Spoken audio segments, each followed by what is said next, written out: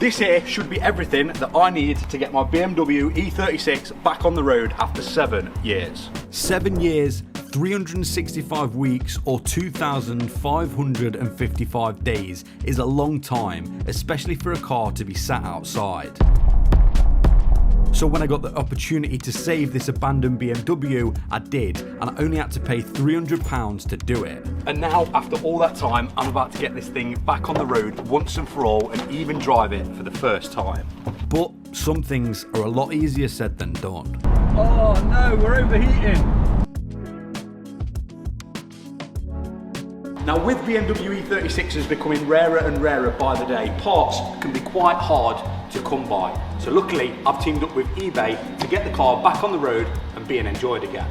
So I managed to find all of these parts and more. And that is thanks to eBay Assured Fit. It made it so easy to find and choose parts knowing they're specifically for my car. I simply had to put my BMW's registration number into eBay and was given all the parts and accessories that had fit my car, even with it being so old. The amount of times I've ordered parts, waited days for them to arrive just to find out that they're wrong and they don't fit, with eBay Assured Fit, this is a worry of the past. The best bit is for whatever strange reason the part still doesn't fit, you're protected with eBay for free returns over 30 days. And if you're like me and always have multiple cars and projects on the go, with eBay I can add them all to my garage and simply switch between them easily. So if you want to save a massive 20% on MOT parts to get your car back on the road safely, then I'll leave the link down below in the description. Thanks eBay. Now we've got all the parts ready to go on, it's time to get the car up on the ramp ready to remove all the old components. This might not be fun. Now, all of this suspension and everything that's got to come off at least hasn't been off in, I think, getting on 8 years now. So, I think we're gonna have quite a bit of fun trying to do all these jobs to get it back on the road, but we're invested now, and I'm determined. And now the wheels are off, it's time to take a closer look at exactly what we've got ourselves in for. Okay, I think we're better to tackle the front first. Now, all of this, of course, has been on the car for a very long time. This car is getting on 30 years old, so we're going to come across a few stuck bolts, aren't we?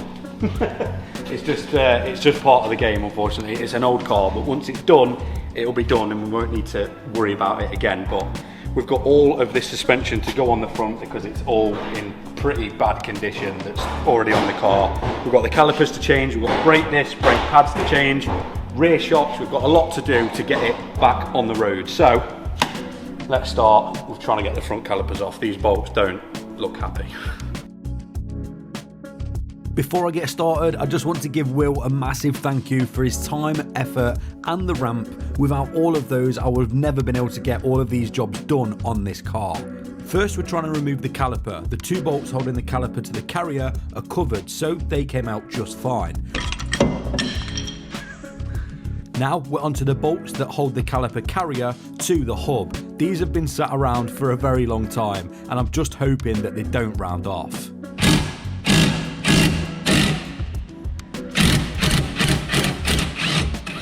Yes.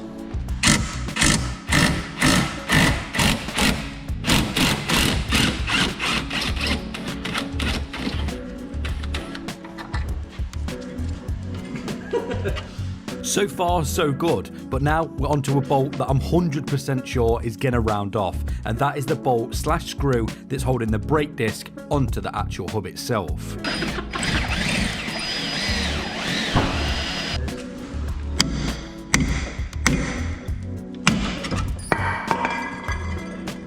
And with everything we're taking off, you can see bit by bit the result of leaving a car untouched for years upon years. But now I've got to try and undo the brake line from the caliper, and I really hope that this one doesn't snap because I didn't order any spares.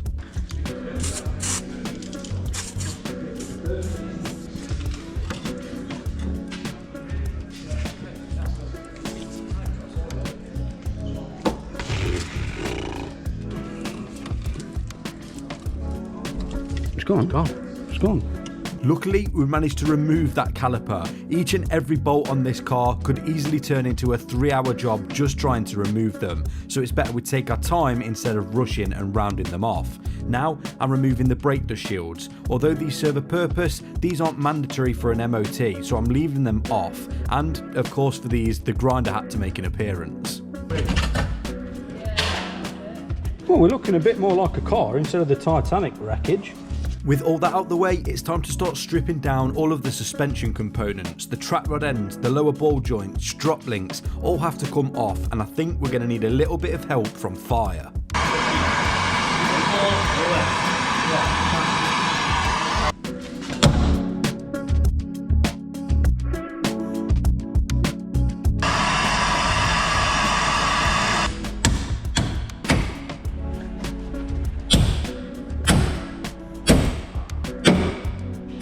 Okay, final job on this side is taking the track rod end off, and on the new parts we've got the whole track rod. So we're taking it off from the joint to the steering rack, and we're just trying to find a spanner that's big enough. But this side, apart from the lower ball joint bolt that's stuck in the bottom of the hub, this side's actually been not bad, has it? Well, to say how old the car is, most of the bolts have come out pretty nicely. In fact, yeah, pretty much all of them have come out nicely. These struts slash shocks should be okay.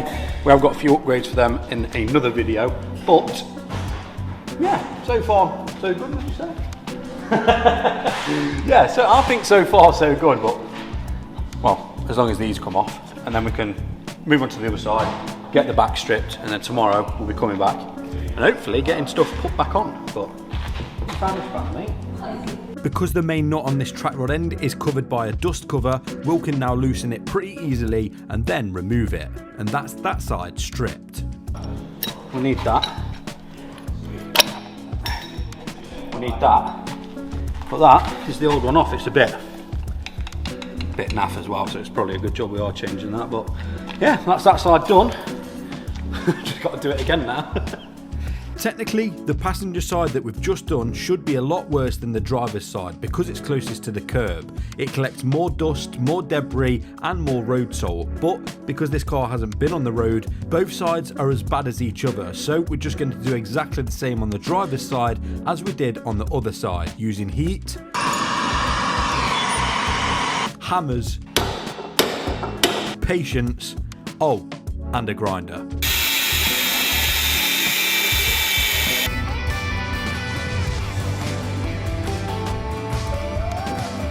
The last two jobs on the driver's side are to remove the track rod end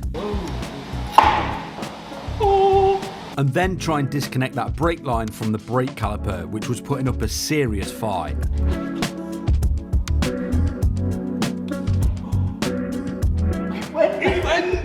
Yes!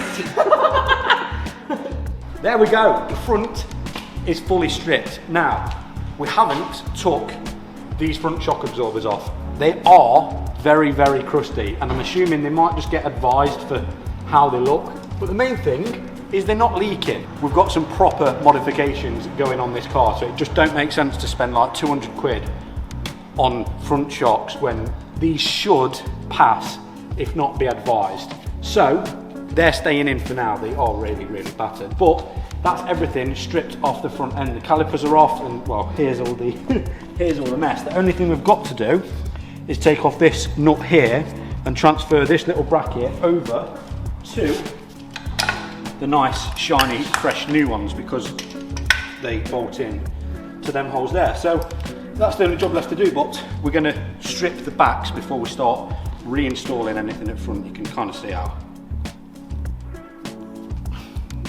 aged these have gone. But yeah, I thought that'd be a lot worse, if I'm honest. I thought we'd have a lot of trouble with most of the bolts on the front end, but so far so good. Right, the backs. Over here, the reason I've got rear shock absorbers to go on is because these have pretty much collapsed. You can see them when the car is on the floor. The back just sits really low and the front kind of supports itself. We've got new shocks to go on. We don't need new springs because these look fairly new. I say new. Obviously it's been sat for 7 years, but I'm assuming that before it sat, someone swapped them springs. We've got new discs and new pads with new calipers to go on as well. And I think that is everything for the back. So I'm hoping all of this comes off nicely and isn't a pain. Let's get to work. So let's get the rear stripped. I'm doing the driver's side while Will is doing the passenger side. I'm starting by unbolting the caliper from the carrier, then I can take off the bolt for the shock absorber. Now I can take off the caliper carrier and the brake disc. Last job on the rear is to unbolt the shock absorbers both sides from the inside, and then we've got the 14mm bolt holding in the brake lines. So first job, I'm going to do the inside of the boot.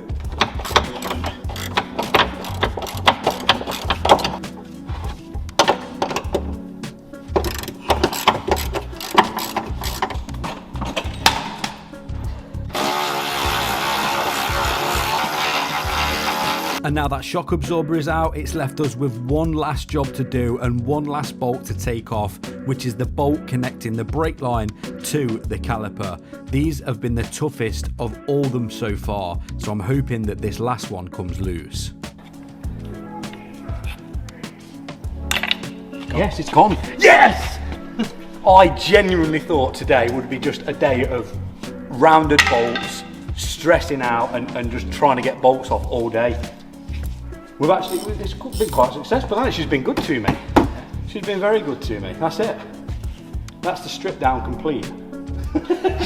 With everything pretty much stripped down, I think it makes sense to tidy up and repaint a few parts. So I'm painting the caliper carriers front and back, and also going underneath the car and wire wheeling where things have started to look a little bit aged.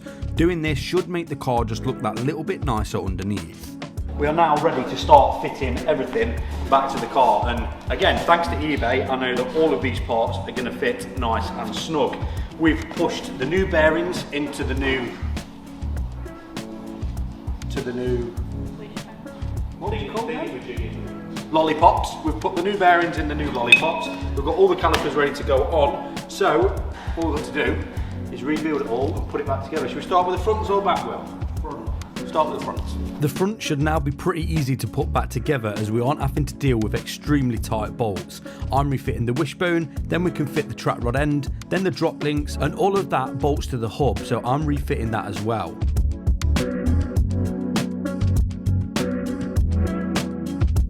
Apart from calipers and discs, everything this side is on. We're just waiting for these little brackets to arrive. These should arrive tomorrow because they ended up snapping from the bolt, so it was just all spinning. But on the passenger side, we're not fully bolted down yet. We're going to get everything in place and then tighten everything up. But now we're on to the driver's side, and I'm not going to bore you with any more suspension work on the front because you've seen us do it on that side. So it should be done in 3, 2, 1. There we go. This side is all on. Everything is tight except the track rod ends, because we're going to try and align it the best we can before we take it to the MOT. But everything this side is tight. Now we're on to putting the brakes on. So we have brand new front brake pads in here, and we have brand new brake discs in here. I don't know if these are the fronts or if these are the backs. These might be the backs because they look a little bit smaller, but yeah, I think disc on, then caliper carrier on, which I've sprayed outside, caliper on, and then discs and pads. It's coming together now. I'm just excited to drive it, but yeah, we'll get all the front done and then we can move on to doing the back. The back should be even easier than the front because it's just the rear shock and then caliper, pads and discs. But yeah, it's getting exciting now. So like I said, on go the front discs, then I can refit the 2 bolts for the caliper carrier, and you guessed it, next is the caliper, not forgetting the brake pads. And once I've refitted the brake line, that's the left side finished. Now I can do the exact same thing for the right side.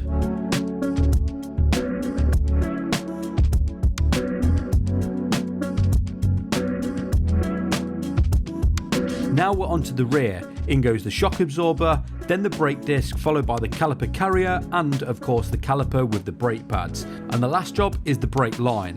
I've done the driver's side while Will is doing the other side, and once we're finished, that's almost the rebuild complete. Right, okay, last job. They have arrived. These are the little brackets that we couldn't transfer over from the other wishbone. So what happens is this goes into that, and then this bolts up through the lower wishbone down here. And this should be the last job. And that bolts up into the wishbone, and that somehow goes in there, into the anti-roll bar, and Bob's your uncle. But that's it. We just need to tighten everything down, bleed the brakes, book it in for its MOT, I think. Oh, wheel arches as well, but... This is it, the final job before I can actually drive this car on the road after all of those years. We're going to use a brake pressure bleeder to bleed all of the calipers, and once that job's complete, it's time to put the wheels back on and let the car back down to the floor. The BMW is back on the floor once and for all. Now, I can't drive it yet, and I was about to take it for the MOT, but we've got a little problem. So, obviously the battery keeps dying, and I have actually found out why. If I just plug the jump pack in, for some reason, and I've found the reason, it's doing this. If I turn the ignition on, as you can see, no one's in the car, and the brake lights are just constantly on. That's why the battery keeps dying.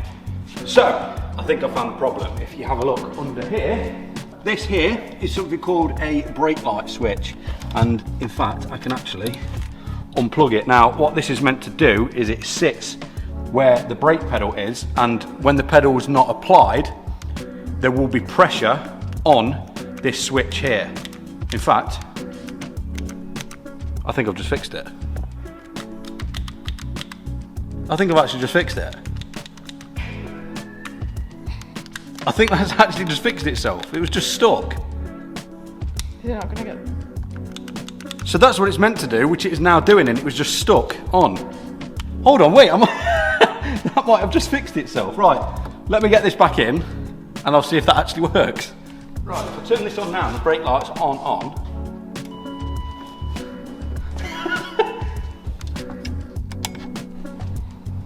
Are they working? Yeah. What, perfect. There we go. We have no longer got an issue. That was the issue, and I'd already actually ordered a brake light switch, and we couldn't get it until tomorrow, but for some reason it was just jammed. So for now, I think that is actually ready for its MOT, and fingers crossed it passes, but we won't be able to do that now until tomorrow because we've missed the slot. So cut until tomorrow, where we're driving this for the first time. The last time this car was driven on the road was on the 27th of October 2017. That was over 2,850 days ago, and now for the first time since, I'm going to drive it once again, but it wasn't for long. Oh, I hope it passes. I mean, we've pretty much changed every bush, every arm, every link, like pretty much everything that had gone bad, so it should pass, to be honest. I don't see why it wouldn't. We obviously need an alignment, but with what I've got planned, there's kind of no point aligning it in its current state. But we've got the sunroof open and we're back on the road, man. This is mental. This is mental. We've got 15 minutes until we get to the MOT station, and then we'll drop it off and keep our fingers crossed. But I'll let it get to temperature. Hopefully it stays at temperature. I don't even know if the reason this car got parked up was a head gasket issue or something like that. I guess we're about to find out, but I'll let it get up to temperature. I think it'd be a little bit rude not to do a first pull in the abandoned E36. As if it's back on the road after all that, man. And I'm not sure how long the car had been doing it, but after I did the first pull, I noticed something that was definitely going to stop us in our tracks. Here we go, first pull, second gear.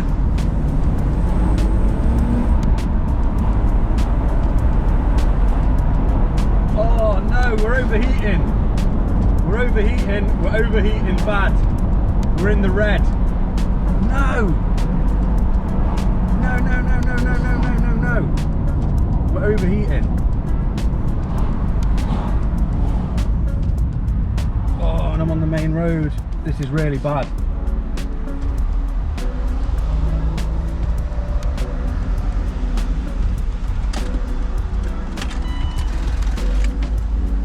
The coolant temperature needle was all the way to the red, giving me a warning on the dashboard, so I had no option but to simply turn the car off in the middle of the road. This was bad. To make things worse, the car completely died after I turned it off because the battery was so weak, but I had no other option. And to make things even better, the police had just turned up and this car has no MOT and it's not taxed. The police were amazing and just wanted to make sure that everyone was safe and helped to guide the traffic until the car had cooled down. Luckily, I managed to jump start the car again and drive back to Reg Plate King, but on the way it overheated again. At least I know that all the parts that we've spent fitting in this video from eBay fit perfectly and have gave us that next step in getting this car back on the road. But it looks like there's a few more things that are gonna need fixing. Everything that could have gone wrong has just gone wrong. Unfortunately, for some reason, the car's overheating. The police ended up coming and blocking the road. Shout out to them, actually, they were really sound. And yeah, for some reason, the car just keeps overheating. I don't know why. Something is definitely not right with this car, whether it's a sensor, the thermostat, the radiator, I'm not entirely sure, but at the moment I can't actually find any coolant leaks, so I'm a little bit confused. At this point, I'm about 5 minutes away from Reg Plate King, so I've just got to wait for the car to cool down and just hope that it doesn't go bang on the way back. All of that work, man. But this is one of the things, isn't it? It's not been driven in 7 years. I'm the one that's going to be like the test dummy to see whether it's going to make it or not. But I don't even feel hot. I wonder if it's just a sensor. I think it might just be a sensor, but I'll just let the needle drop again and yeah, we'll take it back. And on the way back, of course, the car overheated and ended up boiling the coolant out of the top of the radiator. For some reason, it's overheating, and at the moment, I don't know why. I don't know if it's something thermostat, I don't know if it's coolant temp sensor, I don't know if it's any other sensor. There's definitely coolant in it, I think. There's pressure in it. But, yeah, maybe, I think the most obvious thing to just try and do is bleed it again. I think when I originally bled the coolant and did a flush, I don't think I had the heaters on, so maybe we've just got a massive airlock somewhere in the cooling system that needs to come out. So I think that might be the first port of call. I definitely didn't use this little bleed valve here. I definitely did not use that. I just kind of left the cap off, let it get up to temperature, and then hope for the best. So I think we should do that. This time I've got to bleed the coolant system properly, so I'm putting the heaters on max and the blowers on full power. Then I can crack open the bleed screw and wait for any trapped air to escape and hope that this works, and already the needle has started to move. Well, it's just starting to get up to temperature, but there's no heat at all coming through those air vents. None at all. It's meant to be on 32. And it's still ice cold. I wonder if it's the thermostat. Then I noticed a bit of coolant come out of the bleed screw, which could be all we need to get the car back at temperature. It's currently at temperature. They're like not hot, but they're kind of warm. I think I'm just going to take it for another drive and just see what it does. Maybe that's worked, maybe it hasn't. But at the moment it's staying at temperature and it's not overheating, so yeah, let's give it a go. All I can do now is try again and hope that it's let enough of that trapped air escape. Right, we're currently still at temperature. The lights on the dashboard are still on, but I think once we start driving it, they might go off. I think it's just because the battery is so low and the only thing keeping it alive at the minute is the alternator. So when there's charge back in the battery, I've got a feeling they might go off. So let's give it a go. As long as it doesn't overheat, I should be able to make it to the MOT station, but let's give it a go. Please don't overheat. And after driving it again for a few minutes, I started to get a little bit hopeful that I might have solved this problem. Well, so far so good. It's not overheating. So I decided to carry on driving to the MOT station. The only issue is the last time I drove the car when it overheated, I didn't actually realise at the exact point where it started to go over the temperature. So I'm just going to keep driving and keep my fingers crossed. Seems okay so far. It's definitely not overheating, it's just sat bang on in the middle. Have we got heat through the... Still no heat through the vents.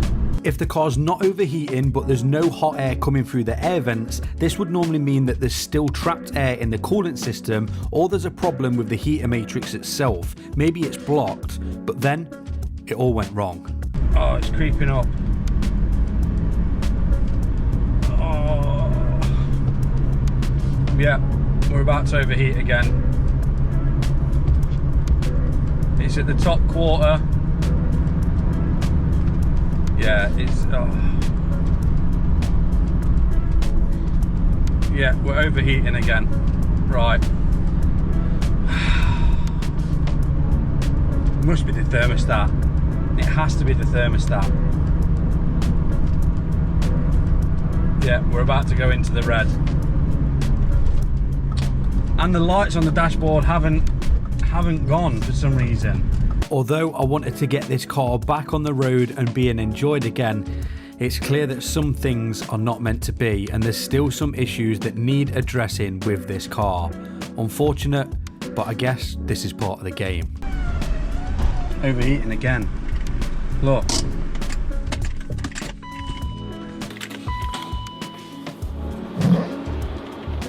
We're in the red again, we're overheating, and there's still no heat coming from these vents. It has to be the thermostat. It has to be, because for there not to be hot air coming through the vents, it means that the coolant isn't getting through to the heater matrix, which allows the hot air to come into the cabin. That's what my guess is. And the lights on the dashboard haven't yet disappeared, so they're either definitely problems, or the car just needs a new battery again. So close. I want to find out if there's actually pressure. Oh my god. Oh my god. Yeah, there's definitely pressure in that. You can hear it.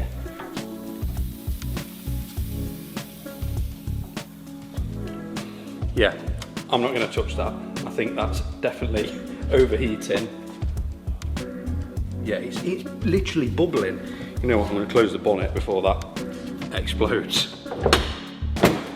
Although I wasn't able to get the car back on the road just yet, the parts from eBay helped me resolve issues like the brake pads and a few of the suspension components, so at least next time we attempt to get this car on the road, it's less things to worry about.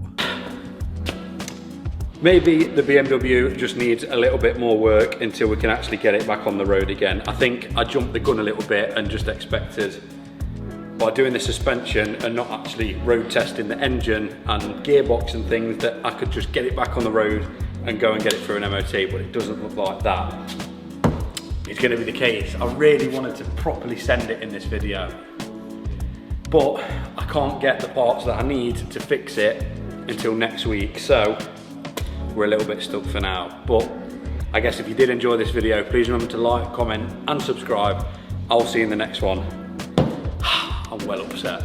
Peace. So the next time you're trying to get your car through its next MOT, then remember that with eBay you can find the right part at the right price. So shop MOT parts on eBay and get 20% off until the 31st of October.